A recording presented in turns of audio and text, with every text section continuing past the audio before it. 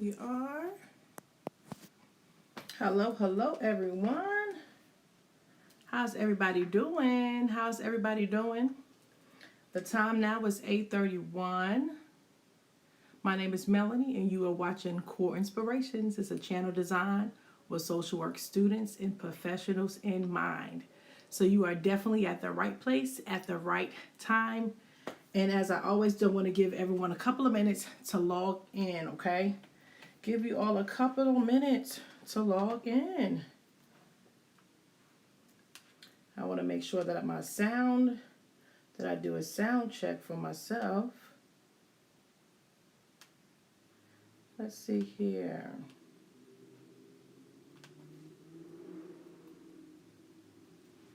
I'm going to give people a couple of minutes to come on in.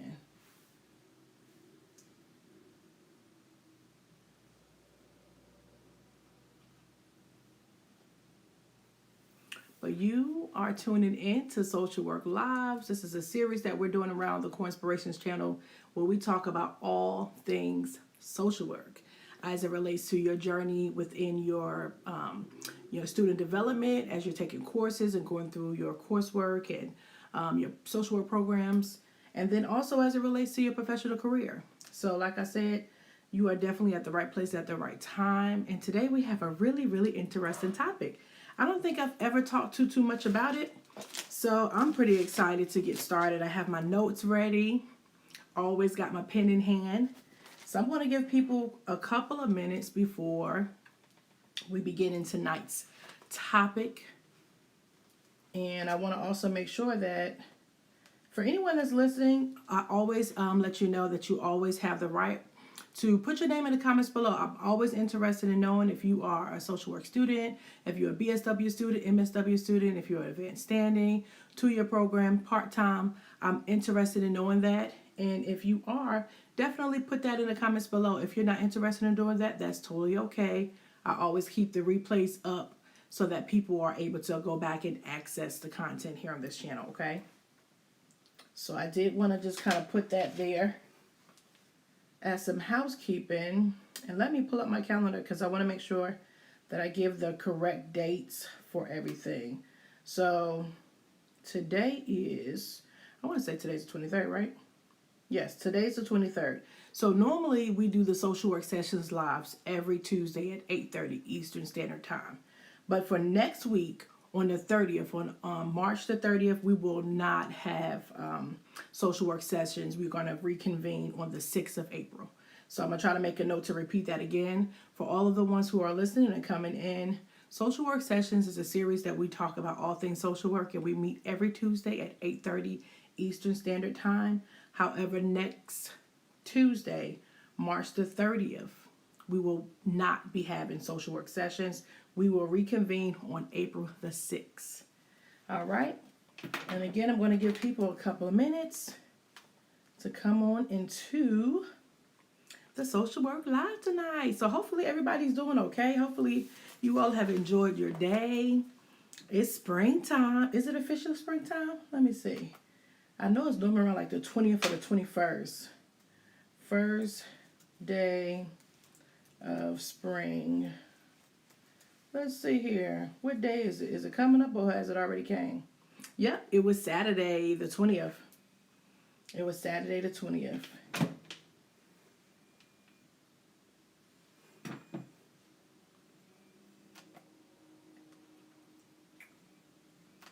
So let's see here. The time now is 8:35 and we're going to give about one more minute before we get started in tonight's social work sessions live. I can tell you tonight's seems like everyone wants to give me a call. Attempting to reconnect. Let's see here.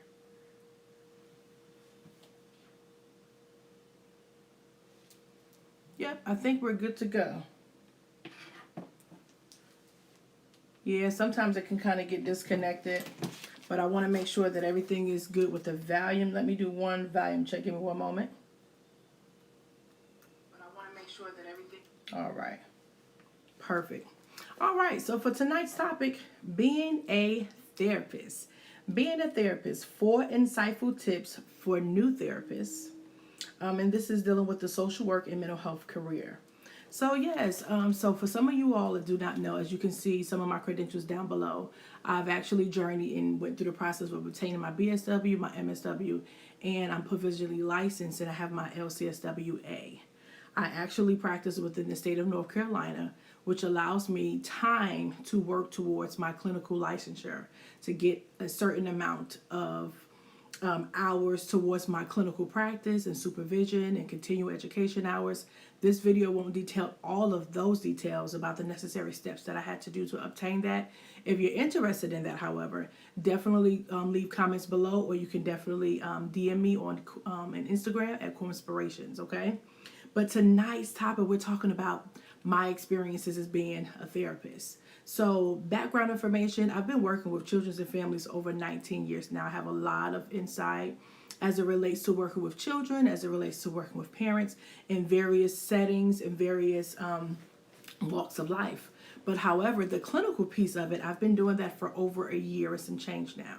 So I felt like I had some insight about my experiences, the things that I've learned and the things that I'm still learning, and I wanted to share some of those things with you. So hence, being a therapist, and I'm going to share with you 4 insightful tips from things that I've learned. So we're jumping right into it. We're jumping right into the first tip today. And let me make sure, because I like to be able to stay on topic. Now, in the event that you have any topic matters, because I see people are still coming in, and I want to kind of make sure I give time for everyone. But in the event you have any topic matter requests of things that you're feeling like, hey, you know what, I would really love to know a little bit more about this, or hey, could you provide some additional details about this? I always tell you all to definitely make sure that you reach out to me on Instagram. If you're not following me there, definitely make sure that you're doing that, so that way I can get all of your DMs there. And if it's enough requests around a certain particular topic matter, I will bring that into the social work sessions live, okay? So definitely make sure you're following me. And if anything resonates with you within today's topic, definitely make sure you subscribe. Don't forget to like, don't forget to share, because we want to make people know, let people know that this is a platform definitely intentionally designed with social work students and professionals in mind. And it's just a place that we're actually building community here, okay? So getting right into number 1. So the first insightful tip that I would say as being a new therapist is written communication skills. So I would say you can say written and verbal communication skills, but in particular written communication skills was the first thing that kind of came to my mind, because as it relates to your case notes, you have to really get to understand the science behind it. So every company, every agency, they have their processes and procedures of what they deem an appropriate case note. So these are things that you're going to be doing. You're billing, you're providing a service, and then you're going to be billing for that particular service.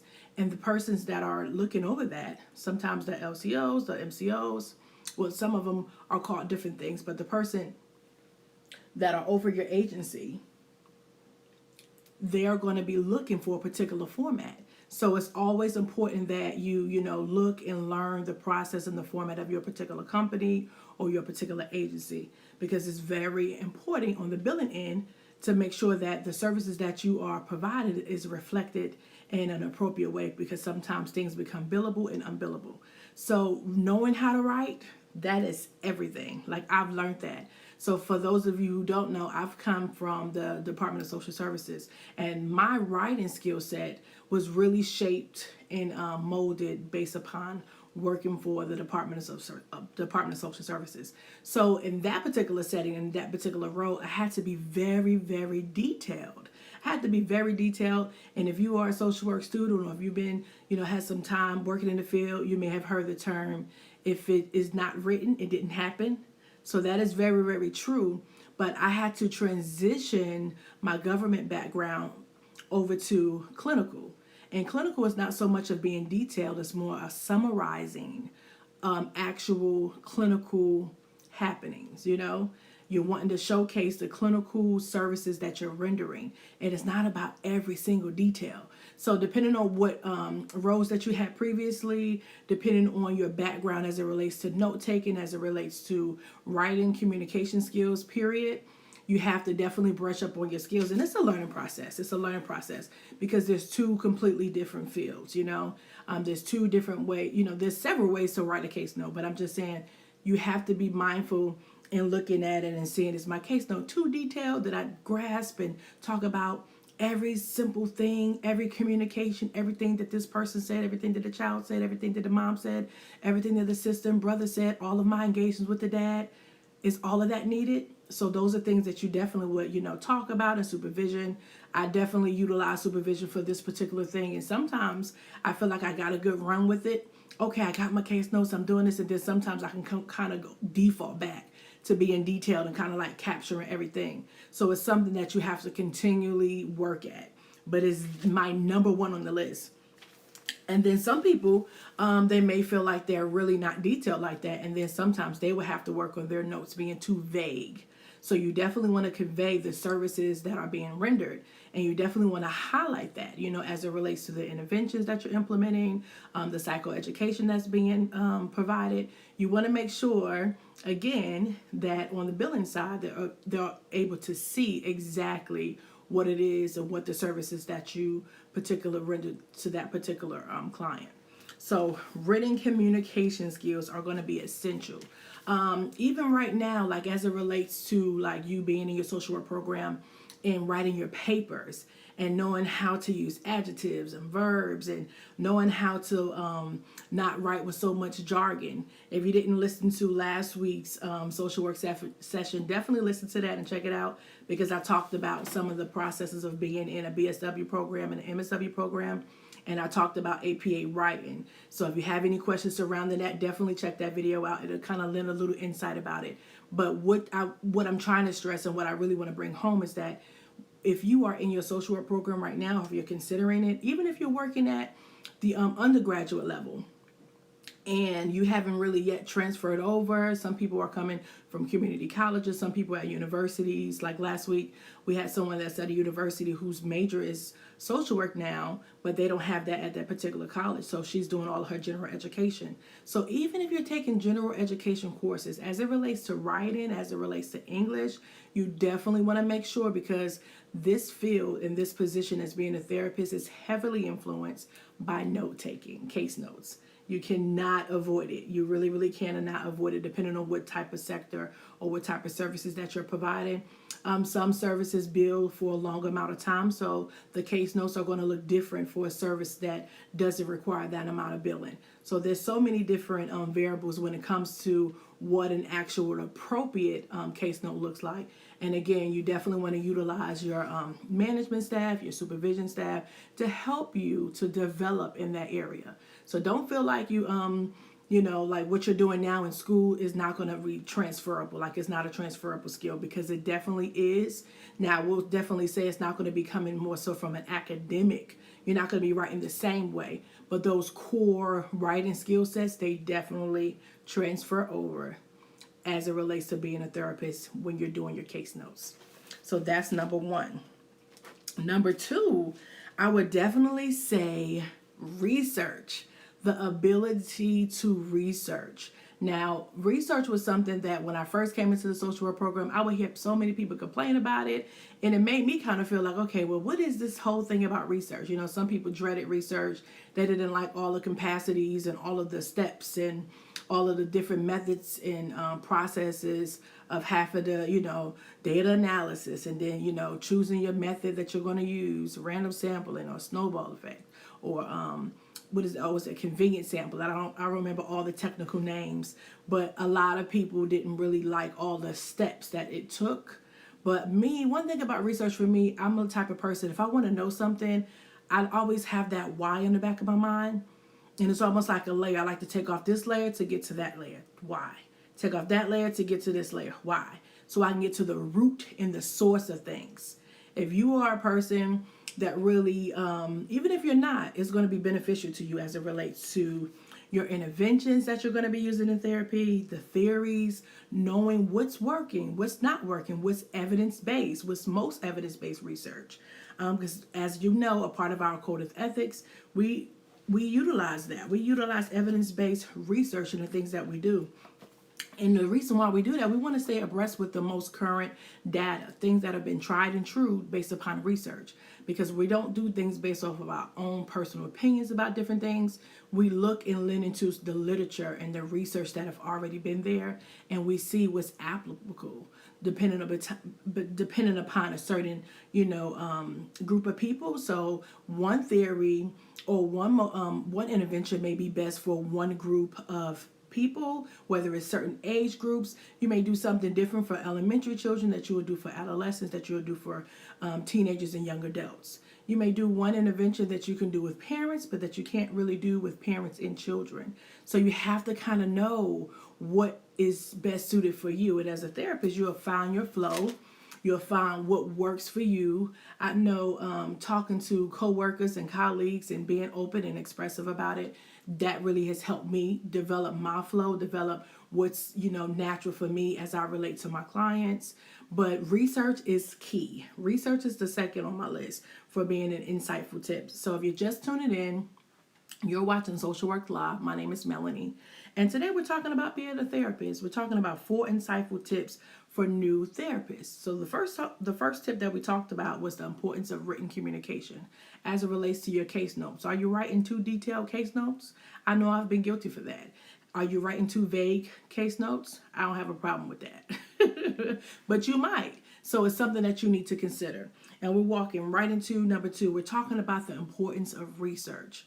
Research as it relates to your interventions. So if you have a 6-year-old child with a particular diagnosis, what interventions are being made known to work with this particular age group, to work with this particular diagnosis, to work with this particular type of family?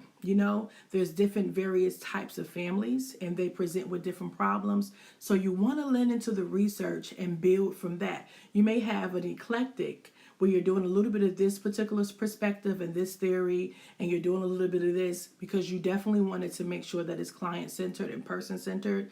But you also want to know and lean into the research to see about each interventions, about the best practices for each modalities that you particularly do, the culture aspects that you have to consider, because being culturally competent is also extremely important in therapy.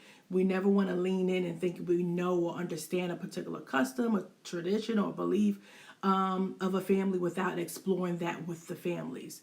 And even though you may have clients that may be of the same race or the ethnicity, you still cannot assume that just because you have a client of this particular culture, that the other culture that's the same, they're going to be the same family. Because families are so multifaceted. They're so dynamic. They vary upon their strengths and their skill sets as it relates to how they communicate with one another. And we already know about systems theories, about how one thing is not working, it affects and it has correlation to other moving parts within it. Again, research. So I know it may seem, very boring to some people, but some people love research too.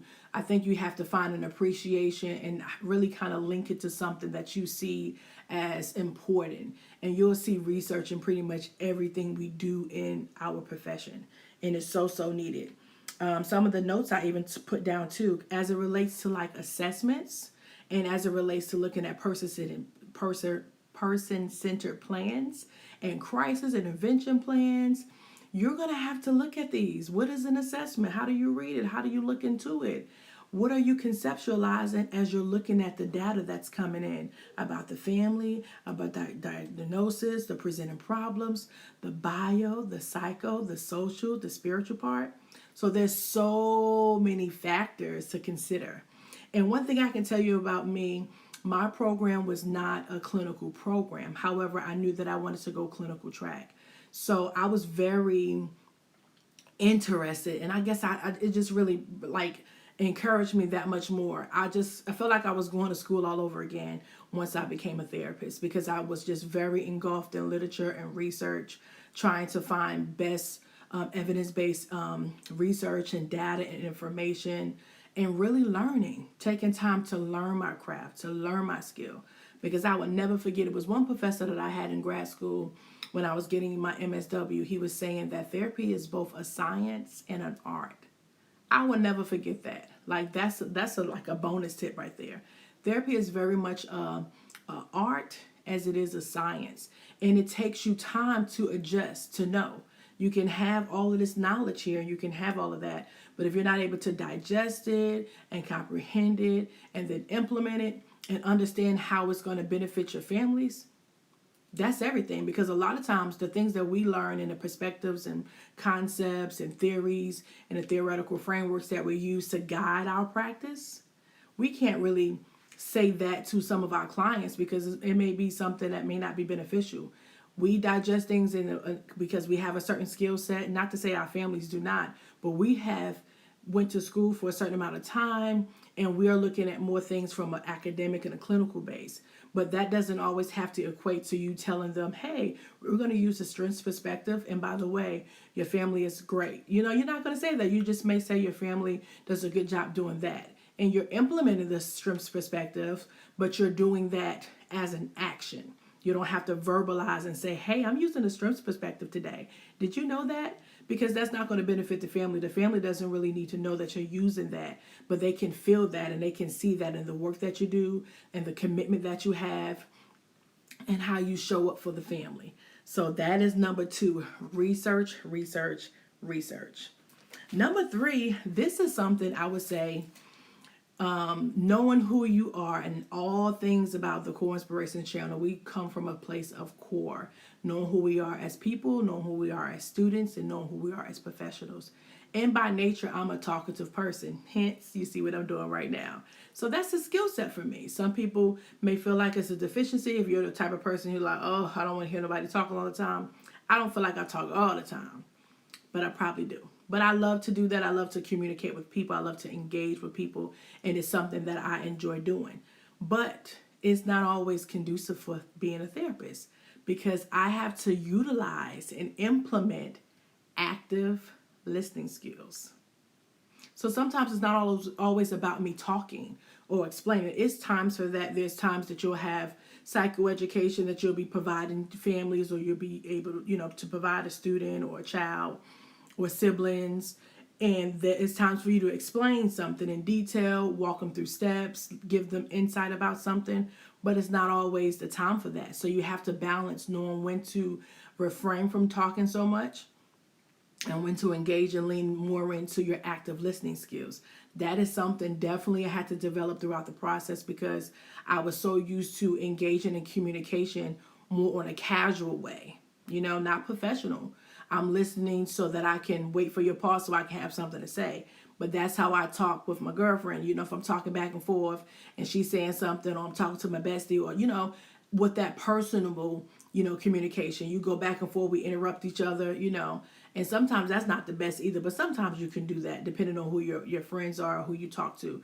But as it relates to being a therapist, it's very key for you to know, especially if you're a talker, especially if you're a fast talker, you're talking all the time, and you're really not listening to really what a person is saying, but just to interject or to express your concern or express what you want to express, you have to really learn how to control that. So being a therapist has definitely helped me with that. So that is our 3rd insightful tip. So if you're just coming in, my name is Melanie and you are watching Core Inspirations. This is a channel designed with social work students and professionals in mind. So you are definitely at the right place at the right time. So let me go to the chat because I've been talking for a while. Okay. Hey, Janae, how are you? I see you over here. You said that you are doing a double. Okay. So I don't know if you're still being able to watch all the way. I appreciate you coming in for tonight. I know last week you had came in and you were telling me about American Skin. I haven't watched it yet. I plan on watching it this weekend. How did that assignment go? If you're still on, let me know how that assignment went. Yeah. So Janae, she's been coming on for a little while now. She said, hey girl, I'm here. I'm doing a double. Let me know, Janae, if you're still here in the chat. So I don't know if you're doing a double and from work and you can't talk like that, but nevertheless, it's okay. You already know I'm going to leave the replay up just in case you need to be able to go back over. But I would love for you to tell me about that assignment that you had with the American Skin. I think you were saying it was for your cultural sensitivity. It sounded like a cultural competent class, but I think you used something else, another term. It was for a cultural class that you had. But yes, if you are just joining in the live, tonight we're talking about being a therapist. And I'm providing you with 4 insightful tips for a new therapist. And I'll let you know that we do social work sessions live each Tuesday at 8:30 Eastern Standard Time. But however, next week on the 30th, we will not have social work sessions, and we will reconvene on the 6th, which should be that Tuesday. Let me double check. So I don't want to tell you anything wrong, but it should be that Tuesday. Let me check right quick. But if anybody has any questions about anything that I'm saying right now, feel free to put the comments down below if you have any question. I can take a few questions if you have any questions as I'm looking up the dates. Yep, that's right. So the 30th, we will not be having social work sessions live. On next Tuesday, we will not have social work sessions live. We will reconvene on April the 6th at 8:30 Eastern Standard Time.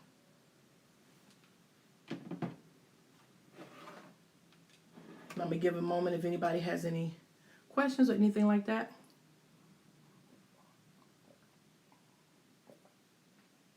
But yeah, we are talking about being a therapist. And I'm providing you with 4 insightful tips for new therapists as it relates to social work and mental health career. We're talking about it. And these are things that I had to grow, and these are things that I have learned within the profession that I am. I love being a therapist. Like when I tell you I love it, this is something that I really didn't know was going to be, it's exciting for me. It definitely is exciting for me. But it's just, and I feel like I'm always, I'm kind of redundant when I talk about impact, but impact is a really big value for me.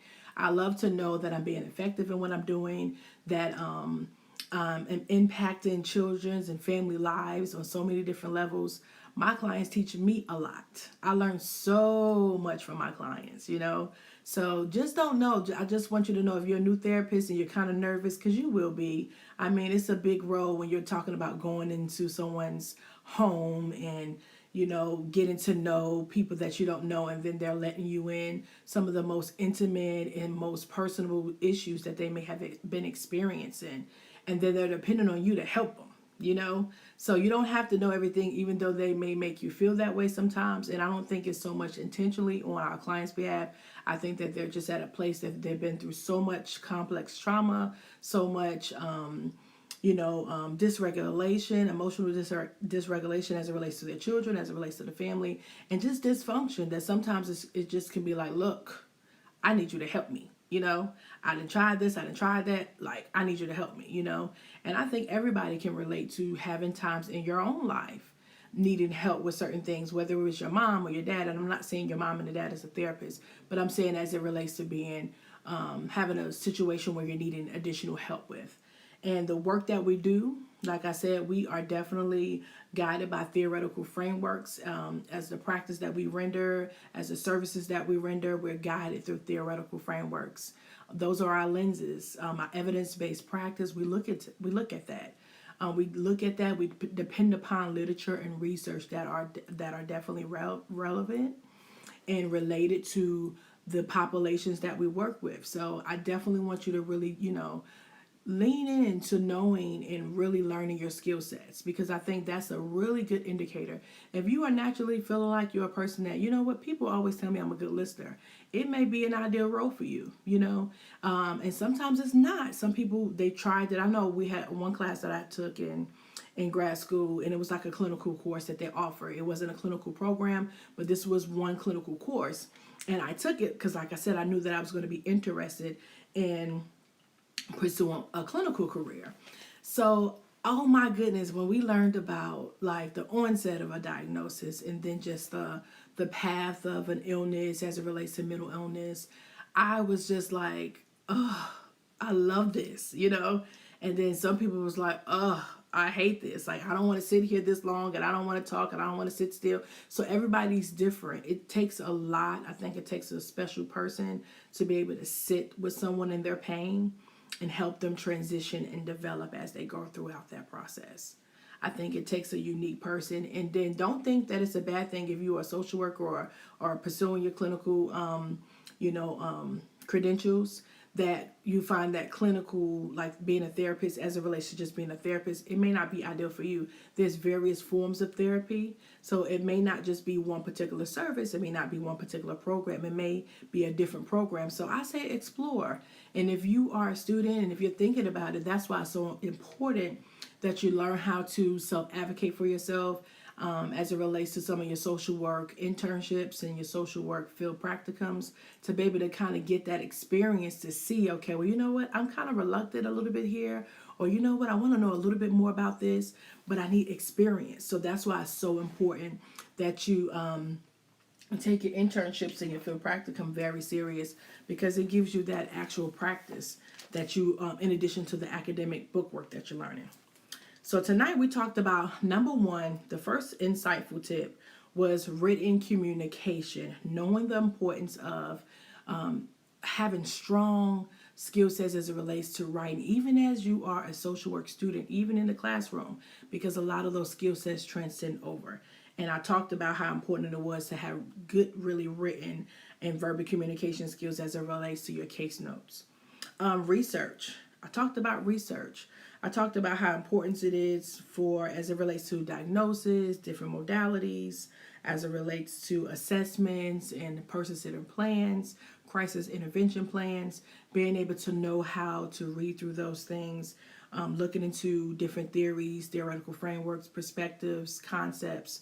Research lends a lot of insight to be a guide for helping you to understand a little bit more about the dynamics of some of the clients that you're working with. And then the third tip we talked about was active listening. I talked about how naturally I'm a person that I enjoy speaking, I enjoy talking and engaging with people, but that through me being a therapist, in my role as being a therapist, I had to learn how to activate my active listening skills. And sometimes I'm good at it, and sometimes I can work on it better. So I don't want you to be afraid that you have to be this perfect person. You're going to grow. You're going to make mistakes. You're going to grow. But also listening with active listening, but you're also, instead of listening for moments of, oh, I'm going to say something, oh, I'm going to say something like you would in your personal life, you're listening more with empathy. You're listening with an empathetic ear. You're listening to validate some of their concerns, whether you agree with them or not. Sometimes people need to know that they have a space, a safe space, that they can express something the way they want to express it, in the context they want to express it in, and the way they feel about something, whether you agree with it or not, without any judgment. A lot of times people do not have safe spaces where they can express themselves without someone judging them based upon the lack thereof or the way they go about expressing themselves. So definitely know that. You don't always have to agree with everything that's being expressed, but you're not here for that. We're definitely not here for that. And my last insightful tip as it relates to being a therapist, and then the fourth insightful tip is enjoying your growth, enjoying your process, growth and development as your profession. Like, you work so hard to get to this place, Like me, I had to go through undergrad, I had to go to grad school, then I'm still working on different things as it relates to my clinical expectations and requirements. So it's definitely a lot of work. It's definitely a lot of work, but it's worth it. And you want to enjoy this time. You want to enjoy this time. I can remember it was times when I was in my field practicum placement, and I worked as a school social worker. And in that role, there was times where I worked with students, and some of the students would get in trouble on a regular basis. And I saw some of those same students have to actually meet with the school therapist there. And I'll never forget, I would be so interested to see the difference from when the student only worked with the social worker to just get some, behavioral management and de-escalating some of their behaviors. It was more behavior based. And then when I saw that the clinical kind of like added to it, I was able to see how the child was able to really get some additional insight and additional help in helping them to be able to increase their emotional regulation. because a lot of times children do a lot of psychoeducation. Some skills have not been taught to children in the best way, sometimes as it relates to expressing their anger, knowing what to do with anger, knowing how to tell someone how they feel without it being only when they're mad or upset, knowing how to ask for help. So these are certain skill sets that sometimes their parents maybe have not been taught. Or if they are, they may be in a different way, where you may have a parent that may have several children and they just really don't have the time to really put so much time in each child. So they just kind of talk in general, kind of scream. It's like a norm. It's like something that they just do and don't think about it. And then you have some children that come from big families, and then their parents do have a lot of time for them, but they may lack in a different way. So like I said, families are so dynamic. They're so unique, but they're so dynamic. They're all ever changing, you know. But I love the work that I do. Let me know too. Don't forget to comment below and let me know if you have any other questions as it relates to the clinical path. Like, are you in a social work program that's where your track is going to be clinical? Are you thinking or considering being a therapist? Have you already like secured an actual internship or an actual field placement at an agency that provides mental health services? If so, definitely comment below. Okay, so I'm going to go to the chat to see if anyone else has anything else to say, if we have any questions tonight. Let me see here. I want to make sure I'm not missing anyone.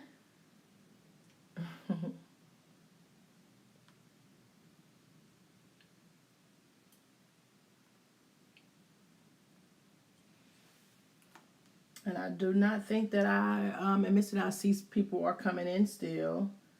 So again, my name is Melanie, and you are watching Core Inspirations Live. On this channel, we talk about all things social work. Social work sessions is something that we're doing. We've been doing it for a little over a month now. So I'm doing all right with my consistency. That has been one of my goals on my channel, being more consistent with my followers and engaging with the community here. So definitely, if you have not already, definitely make sure that you like this video if you liked it. Definitely make sure that you share my content with anyone that you feel like it would be useful for. Do not forget to subscribe so that you can be officially welcomed in the social work tribe. But tonight we talked about being a therapist. Are you a new therapist? Are you thinking about becoming one? What's your experience with that? Are you nervous to that? Are you nervous about that? If you are interested in it, definitely let me know. And like I said, just to mention again, on next Tuesday, the 30th, we will not be having social work sessions. We will be reconvening on April the 6th, which is the following Tuesday. But our normal times are 8:30 Eastern Standard Time every Tuesday. And I'll try to make sure that, I make sure that I leave up the replays, because I know people's schedules are different. And sometimes they're not always able to actually catch the lives when they come. But if you're wanting to catch a live, it's 8:30 Eastern Standard Time on Tuesdays, okay? So we're just going to kind of do a recap, and then we're going to be done, because I don't see too many of you all tonight. I know a lot of my followers, a big portion of you all are new in your field or new in your social work program, or in mid-level of your program, about to graduate. So a lot of you may be on spring break. So definitely, I totally get it. I totally understand. But tonight we're talking about being a therapist, 4 insightful tips as it relates to being a new therapist. We talked about I'm about to make up a word. We talked about written communication skills as it relates to your case notes. Are you too detailed? Are you too vague with your notes? Then number 2, we talked about the importance of research. Why is it so important about research? We hear research, research, research. In your BSW program, you're going to hear it. In your MSW program, you're going to hear it. And when you graduate in the profession, it's something that we do. Okay, and I talk to the importance of knowing the importance of research as it relates to evidence-based research and evidence and data about best practices as it relates to different diagnoses, what interventions are preferred or ideal for certain different types of modalities, theories, perspective, concepts, and definitely as it relates to assessments, person-centered plans, crisis intervention plans. Definitely knowing and understanding conceptualization as it relates to the families and the clients that you serve. Then third tip that we talked about for this tonight's session was active listening skills. I talked about how I'm naturally a talkative person. I enjoy engaging in conversations. I like to communicate. I like to talk. I meet no strangers. Anyone that knows me personally, like seriously knows me, I meet no strangers. I can talk to anyone at any time about anything. So that's just who I am as a person. But I had to learn that is still a strength, but I have to learn how to control it and manage that as it relates to me being a therapist in my role. I had to lead more with active listening skills, and I had to also listen with empathy. And I talked about the importance of validation as well. And then the last and final tip that I talked about for tonight was enjoying your process and your growth as being a new therapist. I talked about you working so hard to finally get to this place where you're just like, you know what? I'm finally in a place where I'm actually in a role as a therapist. I know that was something, even just hearing it sometimes when I first became, I'm like, me, am I a therapist? Because you know your journey, you know what it has taken you to work and persevere and push through and cry and wipe your tears and try again. Like, it's real. And this is one of the reasons why I made the channel. And I know I can say that like in almost every video, but I want you to know that it's coming from the heart. Like my journey of obtaining my BSW wasn't easy. My journey of obtaining my MSW wasn't necessarily easy. There's still life that's going on. You still experience life. Some of you all are affected, of course, because you were impacted by COVID while being in your social work program, where one way you came in, maybe you went to just a regular brick and mortar program, and then you have to go to like a totally online program. And you may feel like maybe, online wasn't your natural or your first preference, but you have to push through and push yourself. So that's what we have to be. Our clients are resilient, but we are resilient as well, working through our own trauma, working through our own pain, our own disappointments. And we have to still push through and learn. Sometimes we may have failed at one thing. Some people are facing career changes where they feel like they are no longer effective in one particular area, or they want to be able to, impact their fulfillment, the fulfillment in their own personal life as it relates to helping others. Some people want to make career changes because they want to be able to have economic freedom, more economic freedom, more abilities to have a flexible schedule, more abilities to be able to call more shots in their life. So people have a various amounts of different reasons why they're choosing the profession of social work. But please know that it's not going anywhere. Our field is going to grow. I remember I was looking at some research the other day about it. And the profession is going to grow, And like I said, our skill sets were essential before COVID. Like, we were essential before COVID. Social workers, social work professions, as we can do clinical sectors, we can do law enforcement sectors, we can go in the school system, we can be medical social workers. It's so many different various roles. We can be in the school system. We can do so many different things, And if you're the type of person you like to do a little bit of this, a little bit of that, like myself, this profession is ideal for you, And I really just try to encourage you and build you up from where you're at to let you know that you have what it takes. You have what it takes. It may not always feel like you have what it takes. You may not always see that you have what it takes. But some of those hard times, some of those dark times, some of those times where you just can't see your way with something, you just have to really trust. And I'm not saying that you have to trust in my God, but I am a follower of Jesus Christ. But I know plenty times I had to call on him. Plenty times I had to just, believe in him. Plenty times I just had to pray. Plenty times I just had to just like give it away and just like, you know what? I'm not going to stress about it. And sometimes I still would stress about it because we're human, right? But we have to just pull on our strength, And we have to be able to trust that things are greater than us, because a lot of times I feel like the social work profession is really more than just a job. It's more than a career. I feel like it's very much a calling. And I take it serious. Like, I'm still very, very new as it relates to the clinical field. Like I said, but I have clinical skill sets that I had that I didn't even know that I had. Honestly, I'm just being honest with you. I didn't even know some of the strengths that I had as it related to being a therapist. There were things that I would do. I've been working with youth for a long time. Like I have a mom who I feel like she was my social worker. My mom was my first social worker. I grew up with my mom, seeing her do different things in the inner city for children and parents that didn't have or was a little less fortunate. She would bring activities home. She would do group things for children. She would feed. She would go into the community and feed, people that were, less advantaged or disadvantaged, or maybe experiencing a moment of need. And sometimes we had needs ourselves. And I grew up with some of those compassions. I grew up with some of those insights. And sometimes, you don't know all of what's for you. So I tell you to embark on your journey. Embark on it. Like, it's not a coincidence that I've been through a lot of different turmoils. I've been through a lot of different changes and transitions in my life, that I'm on the other side of it now. And that I'm working with some of the same populations that have experienced certain traumas that even myself have experienced. And this is straight from the heart. You don't see me looking down. I'm talking to you straight from the heart. The profession of social work is not for everybody, but it may be for you. Because it's definitely for me. It's definitely for me.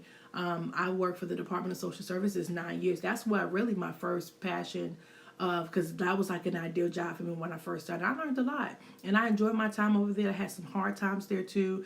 I had some times where I was just stressed. I had some times where I doubted myself.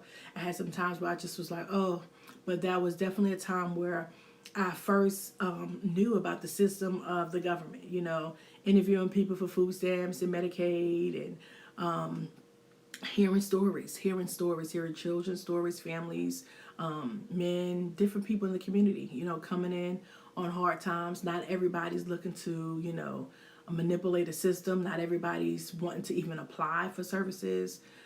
So I just want you to take these things, the different things that you experience in your life. Don't be embarrassed about it. Don't be embarrassed about it. Sometimes things can be embarrassing. Sometimes things can be unfortunate. But guess what? You're not by yourself. You're not by yourself because someone's going to need you being able to get through your situation, because you're going to help them get through theirs. And when I tell you, it's one of the most fulfilling things that I've ever done. One of the most fulfilling things that I've ever done. I absolutely love being a therapist. And there's so many different aspirations that I want to do. I definitely love to be able to give back to my social work community, because I needed this help when I was undergrad. I was a non-traditional student. I was a first generational student. And it was not easy. It was not easy. I had to readjust. I had to learn how to make sacrifices. I had to learn how to say no. I had to learn how to readjust and align, because I don't really think it was necessarily a balance, between work and life. My BSW program, I worked full time. I went to school full time, internships full time, quizzes, reading, writing, papers, it's no joke. And I want you to know that I'm here for you. I'm here for you. I'm not just doing this just to do this. This is definitely going to build. I'm really excited because I've been able to find another way to connect with you all. So that's what I'm telling you. If you're interested in certain topics, I don't know how much longer I'm going to do the social work sessions live. I'm definitely going to be doing it for a little while longer before I move to something else, like within the channel, because I do have the Social Work Learning Lounge podcast. I really want to kind of grow that more too.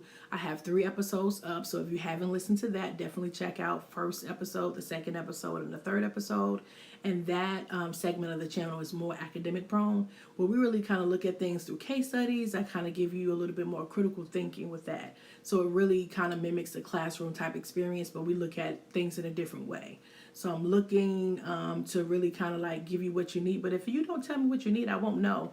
I know my program and what I had to go through. So I really kind of lend to a lot of that insight and things that I may have had struggles with. But my struggles may not be your struggles. So definitely, like I said, reach out to me on Instagram at Coinspirations is one word.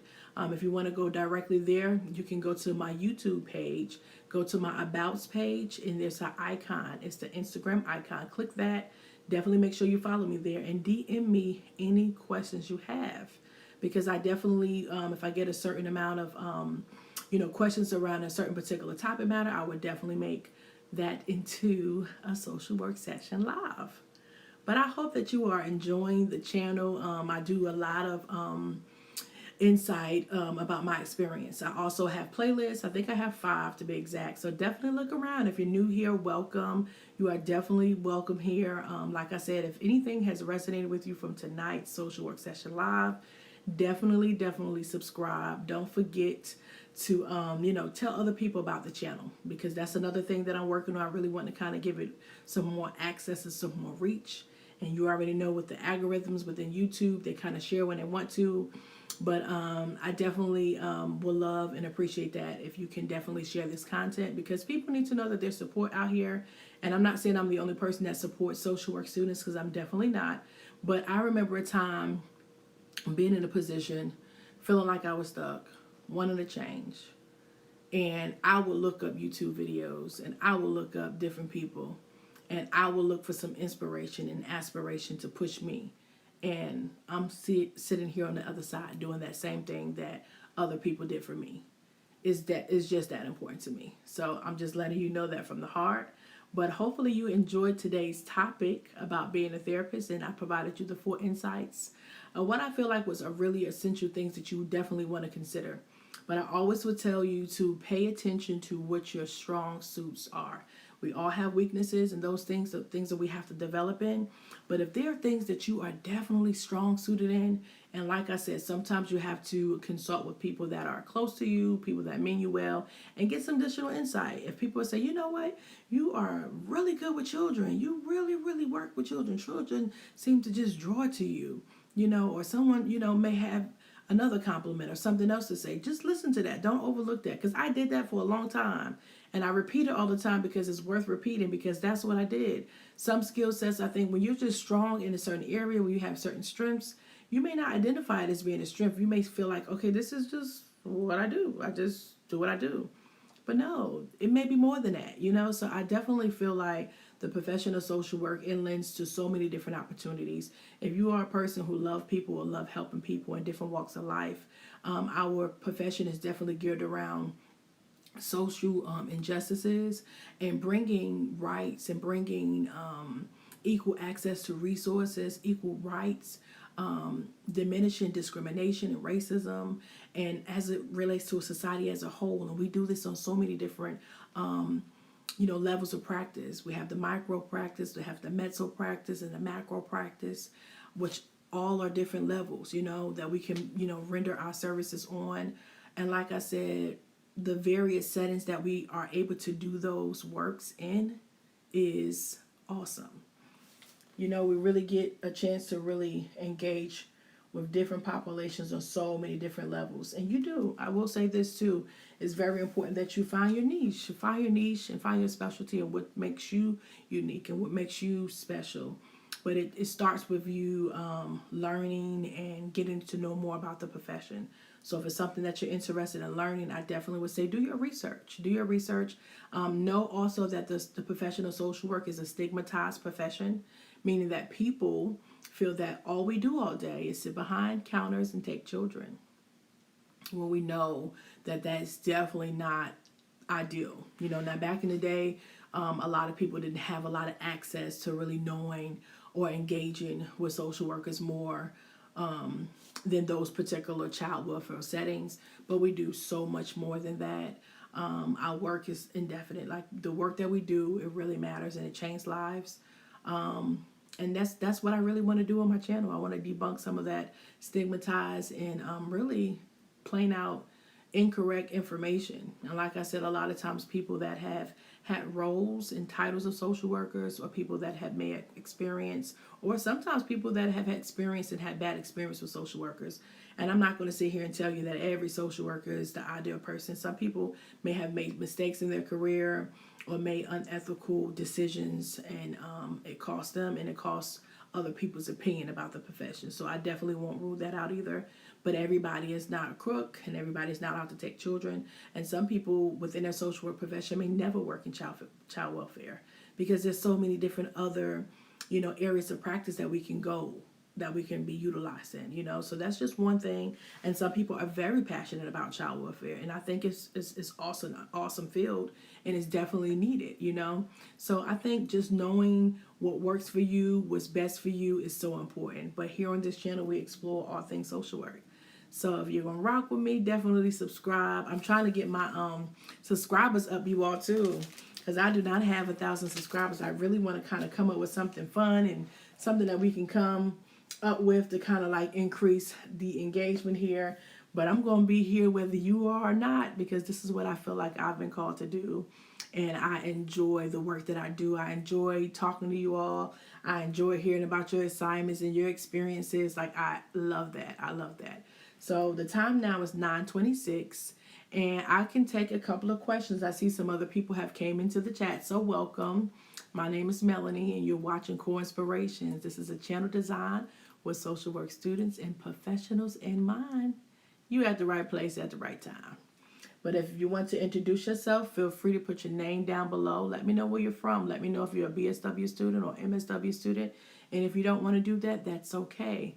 But I'll lend the last 3 minutes for any questions that anyone may have, okay? And I let everybody know that this is a series that we're doing around here at Core Inspirations. It's called Social Work Sessions Live, where we come in on each Tuesday at 8:30 p.m. Eastern Standard Time to talk about all things social work. Next Tuesday on the 30th, however, we will not be meeting, but the week following, April 6th, we will be reconvening at 8:30 p.m. Eastern Standard Time. And tonight we talked about being a therapist. 4 insightful tips for new therapists, social work and mental health career. So I provided you with those 4, and I can recap for one last time because I don't see any questions coming in the chat. Number 1 was written communication. Number 2 was research. Number 3 was active listening skills. And number 4 was enjoy your process. Sis, bro, like you are a whole life social worker out here. Enjoy that. You're a whole life therapist in training or in process of, enjoy your journey. Because like I said, it's definitely something that I can reflect upon and think it takes a lot of work. It takes a drive and ambition and encouragement and resilience and consistency and dedication. And it takes a lot. It takes a lot. And not a lot of people can say that they really enjoy the work that they do. I know, like I said, I've been there. I've been in that position. And sometimes, like I said, and you can appreciate those times too, because those times help you to be able to appreciate sometimes where you're at, But I share my experiences, a little bit of the insight that I have in being a therapist. I'm a child and family therapist. And I love the work that I do. I absolutely love it. I absolutely love it. I love my families that I work with. And not all of them are easy to work with either. I'll be real and honest with you. Not everybody's fun and engaging to work with. But it's the work that I'm committed to doing. It's the work that I'm committed to doing. It's the work that I'm committed to serving. It's the service that I'm committed to providing. So I enjoy the work that I do. And I know the work that it took for me to do the work that I do. Right? So enjoy your journey. Enjoy your process. We have 1 more minute. I see a lot of people are coming in now. Welcome, welcome. My name is Melanie. You're watching Core Inspirations. This is a channel designed with social work students and professionals in mind. And I'm just pretty much wrapping up today's session today. We talked about being a therapist, and I provided 4 insightful tips for new therapists as it relates to social work and mental health career.